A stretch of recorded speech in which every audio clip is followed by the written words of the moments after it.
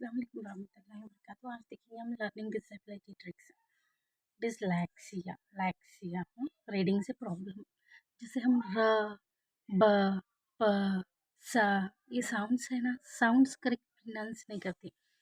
जैसे कि लिप से कौन सी मोमेंट्स आना चाहिए, अपर टीथ रेंज से, लोअर टीथ रेंज से, जो भी करेक्ट प्रोनाउंस नहीं कर सकते लेटर्स को, तो उसको डिसलैक्सिया कहते हैं।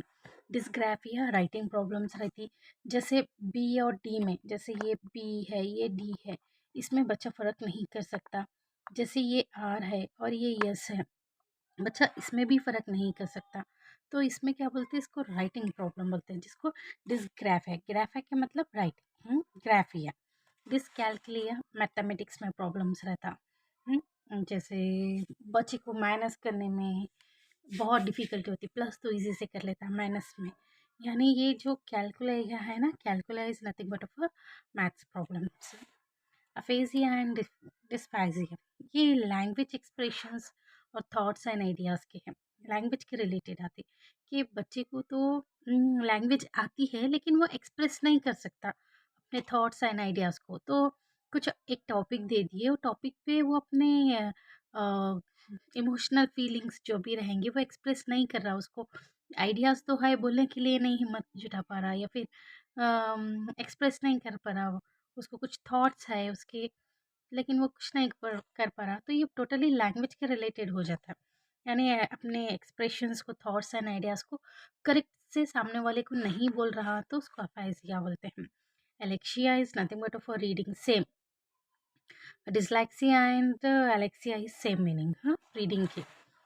अफ्रैक्सिया is nothing but of singing, जैसे र ल, ऐसे कुछ वर्ड्स लेटर्स रहते हैं जो करेक्ट सिंगिंग में नहीं यूज़ कर सकते, जो बच्चे को प्रॉब्लम्स हैं सिंगिंग में, रा ल ह, ऐसा जो करेक्ट साउंड जहाँ से आने चाहिए वो साउंड नहीं निकाल सकता, तो बच्चा, उसको सिंगिंग का प्रॉब्लम रहता है ना, एफ्रैक्सिया कहते हैं।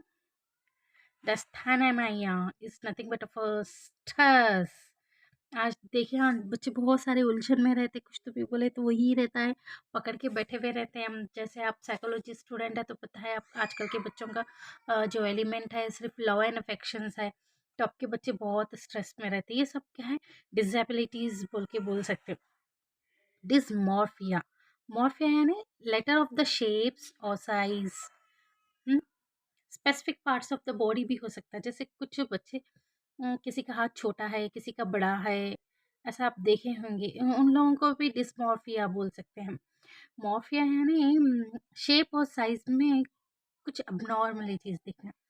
जब ये लर्निंग डिसेबिलिटी से डिसमॉर्फिया जॉइन करते हैं, तो बच्चे करेक्ट शेप नहीं लिखते, उसका साइज नहीं लिखते, कुछ बहुत छोटा छोटा लिखते, कुछ लिखते के टाइम पे कुछ बड़ा कुछ छोटा, जैसे पे मेरे इसमें भी देख सकते हैं आप, थोड़ा बहुत कुछ ऊपर नीचे रहता, यानी करेक्ट शेप या साइज जैसा रहना चाहिए वैसे नहीं आ रहा स्पेसिफिक वे में, तो उसको डिसमॉर्फिया बोलते। कुछ बच्चे कैपिटल में छोटा छोटा छोटा छोटा छोटा छोटा लिखते हैं, एक बड़ा वाला कैपिटल, फर्स्ट जो लेटर रहता है बड़ा लिख के रहते हैं, तो करेक्ट रूल्स तो रहता, लेकिन फिर बीच में क्या करते, कैपिटल को बड़ा लिखते फिर छोटा लिखते ना, वो जो साइज, शेप और साइज रहता है वो डिसमॉर्फिया बोलते हैं। ये auditory processing order disorder actually ये डिसऑर्डर जो है ना, ये क्या होता है मालूम, ईयर्स एंड ब्रेन्स को कोऑर्डिनेट नहीं करता ना, तो तब होता है। जैसे कि बच्चे को अगर सुनाई नहीं दे रहा तो टीचर कुछ भी पढ़ा रहे हैं, एक्चुअली ये डिसऑर्डर नहीं बोल सकते इसको, और ना ही ये डिसेबिलिटीज़ भी बोल सकते। ये एक बच्चे से कुछ प्रॉब्लम्स हो सकता है, उसको हम करेक्ट कर सकते हैं। अब ऑडिटरी प्रोसेसिंग के लिए तो बहुत सारे इंस्ट्रूमेंट अवेलेबल है अब ईयर्स के, जैसे हियरिंग प्रॉब्लम्स है, तो उसको, तो बच्चे को अगर हियरिंग प्रॉब्लम है तो टीचर से उसको सामने लेके बिठा के करना रहता है। तो ये सब, ये ऑडिटरी प्रोसेसिंग डिसऑर्डर बोले तो याद रखना चाहिए ईयर एंड ब्रेन के लिए।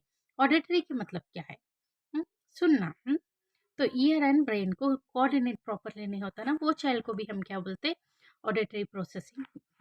एडीएचडी, ये तो लर्निंग डिसेबिलिटीज में नहीं है, ये क्या भी नहीं है, एक तरह के बच्चे क्या रहते थे इसमें, attention deficiency hyper activity disorder, यानी उनमें अटेंशन नहीं रहता, कुछ सीरियसनेस नहीं रहता, और वो ये बच्चे हाइपर एक्टिव रहते हैं कि बैठ एक जगह पे बैठे नहीं जाते। लेकिन आप देखिए फेमस फेमस साइंटिस्ट है ना, एडीएचए के हैं बहुत सारे। जब आप डीप में चले जाएंगे तो पता चलेगा।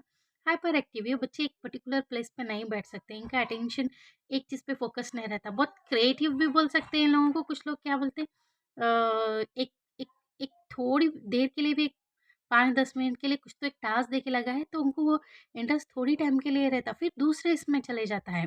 तो उनका अटेंशन्स एक जगह स्पेसिफिक इसमें नहीं रहता। तो ये भी क्या है मालूम, अगर अटेंशन अच्छा नहीं रहेगा तो आपका लर्निंग डिसेबिलिटीज़ में कंसीडर होता। बल्कि ये आजकल बहुत सारा यही क्वेश्चन पूछ रहे हैं, एडीएचडी का फुल फॉर्म क्या है, बल्कि attention deficiency hyper active disorder बोल सकते हैं आप इसको। और नेक्स्ट जो है ऑटिज़्म। अब तो पता है आपके बच्चे ज़्यादातर जो मोबाइल्स देखते हैं, टीवी देखते हैं, वो कलरफुल लाइफ यहाँ पे देखना चाहते हैं। हम कुछ बोले तो रिप्लाई बगैर हमें देखे देते हैं ना, नो आई कांटेक्ट देखने को मिलता, और कम्युनिकेशन स्किल भी नहीं रहता। बच्चे आई टू आई डाल के नहीं कर सकते।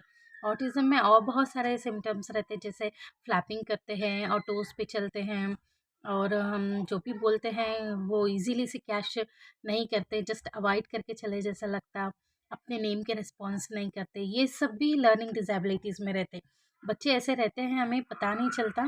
जब बीइंग ए टीचर्स ये सब कुछ देखना रहता है। Visual processing disorder. अब विजुअल तो पता है बच्चों को, shape size and reversing order, जैसे तारे ज़मीन पर आप देखे होंगे, बच्चे को शेप्स और साइज कैसे कुछ उल्टा पुल्टा दिखता रहता ना, वैसे ही विजुअल यानी करेक्ट से नहीं दिख रहा।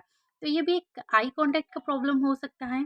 तो ऐसे बच्चों को टीचर्स मोस्टली सामने लेके बिठाते हैं या साइड के बेंच पे बिठाते हैं। और आप देखे होंगे कि सीसी में जब से आए हैं तो बच्चों का ना विजन, जो राइट आई साइड का विजन, लेफ्ट आई साइड का विजन, वो भी ऑब्जर्व करके देखे हुए रहते हैं। तो ये क्या है, विजुअल प्रोसेसिंग डिसऑर्डर ये भी है। Dyspraxia is nothing but of brain and muscle not coordinating. यहाँ पे ये कोऑर्डिनेट नहीं करते।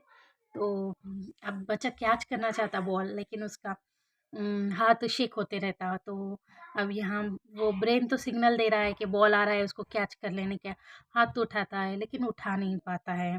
कुछ लोग में है ना, मैं देखी हूँ बच्चे हैं, थोड़ा सा उनका फेस बिंगा, लिप्स के साइड से थोड़ा सा ट्विस्ट टर्न हुआ रहता, वो बोलना कुछ चाहते लेकिन मसल्स कोऑर्डिनेट नहीं करते।